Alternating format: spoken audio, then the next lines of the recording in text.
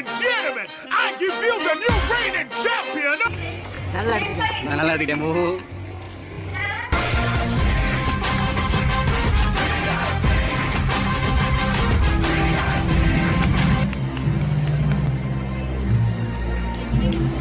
என்ன எல்லாருக்கும் தெரியப்படுத்தி இன்றைக்கும் மறைமுகமாக வாழ்கிறது என் அப்பா அம்மா. அவங்களுக்கு தான் இந்த பட்டம் ஆக்சுவலி போகணும். அதனால் அவங்களுக்கு போட்டுட்ருவோம்.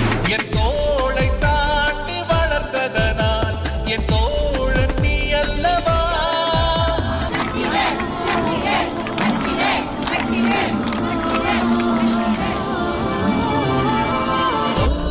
தேரில் தாவியே மனமின்று மிதந்திட என் வானத்தில்.